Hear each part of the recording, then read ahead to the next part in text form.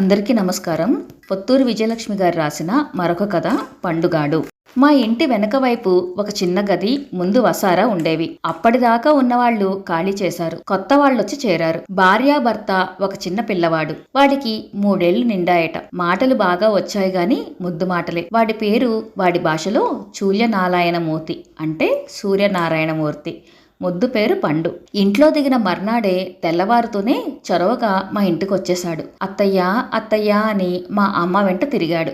నేను కనిపించగానే అత్తయ్యా అని నా వెంట పడ్డాడు. నేను అత్తయ్యని సరే, దాన్ని కూడా అత్తయ్య అంటావేరా, అక్కయ్యా అనాలి అంది అమ్మ. అవును, నువ్వు అత్తయ్యా, ఇదే అత్తయ్యా అన్నాడు.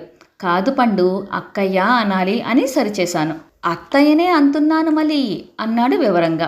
అప్పటికి మాకు అర్థమైంది వాడికి కా పలకదని. ఆ మాటకొస్తే చాలా అక్షరాలు పలకవు, కానీ ఆపు స్టాపు లేకుండా లొడలొడ మాట్లాడుతూనే ఉండేవాడు. ఓ రోజు తీరిగ్గా వచ్చి, మీ ఇంట్లో పీతలున్నాయా అని అడిగాడు. మా ఇంట్లోనే కాదు, ఎవరింట్లోనూ ఉండవు పీతలు. అయినా నీకిప్పుడు పీతలెందుకురా అని అడిగింది అమ్మ.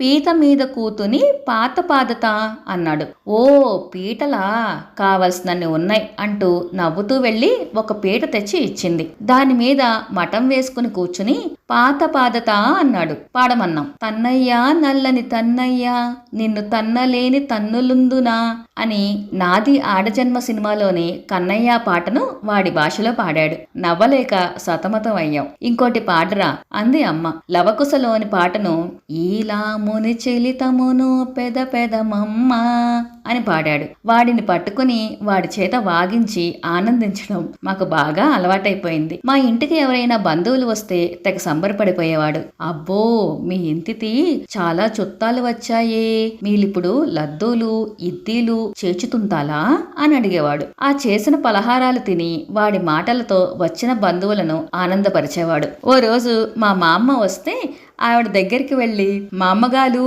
ఆయనాలాయన గోవిందా అన్నాడు. అట్లానా, అయ్యో పాపం, ఎవర్రా, ఇవాళ శుక్రవారం కూడాను అంది మా అమ్మ కంగారుగా. నువ్వేం కంగారు పడకు మా అమ్మ, హరినారాయణ గోవిందా అంటున్నాడు, నోరు తిరగదు వెదవాయికి అని చెప్పాను. ఓరి బడవా, నీ భాష కాదు గాని కంగారు పెట్టేశావు కదరా అంది మా అమ్మ నవ్వేస్తూ.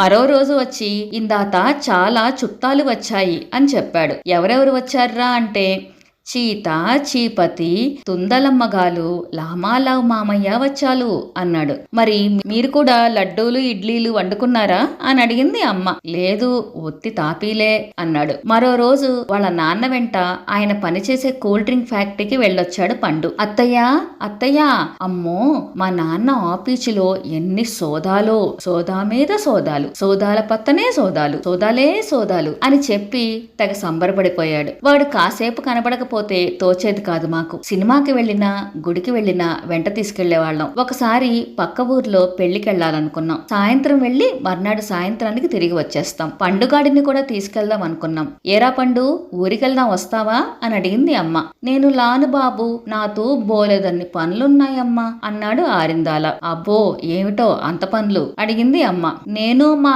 అమ్మ ఈ లాత్తిలి మీ బావిలో దూతి చచ్చిపోవాలి అన్నాడు. చా వెదవా, ఏమిటా మాటలు, తప్పు కాదు అంది అమ్మ. అయ్యో, నిజంగానే చచ్చిపోవాలి. మా నాన్ననేమో సోదాల పనిలోంచి తీచే చాలు మా ఇంటిలో డబ్బులు లేవుత. ఉన్న డబ్బులు మా అమ్మ జబ్బుకి చాలిపోయాయిత. ఇంతేం చేస్తాం, నేను పండు బావిలో దూతి చచ్చిపోతాం అంది మా అమ్మ. మీరు ఊలికెళ్ళండి, మేమేమో బావిలో దూతి చచ్చిపోతాం. వాడికి వీలైనంత వివరంగా చెప్పాడు. అమ్మ గతుక్కుమంది. నాన్నగారి మొహం గంభీరంగా మారిపోయింది. శివాలన లేచి వాళ్ళింటికి వెళ్లారు. అమ్మ వెంటే వెళ్ళింది. ఎంత సంసారం గుట్టు అయితే మాత్రం ఇంత గుట్టుగా ఉండాలా? పసివెదవ ముందు ఇటువంటి అఘాయిత్య మాటలు మాట్లాడడం తప్పు కాదు అని మందలించారట. వారం తిరిగేసరికల్లా పండు వాళ్ళ నాన్నకి తనకు తెలిసిన కాంట్రాక్టర్ దగ్గర ఉద్యోగం వేయించారు మా నాన్నగారు. ఆ మరుసటి రోజు ఒక గిన్నె బొజ్జ కానించుకుని వచ్చాడు పండు. ఇవాళ మా నాన్న బోలెదన్ని చామాలు తెచ్చాలు చంచి నిండా. అమ్మ చహోడి పిండివంతులు వందింది. పందు పిన్ని గాలితి ఇచ్చిలాలా అంది అన్నాడు సంబరంగా.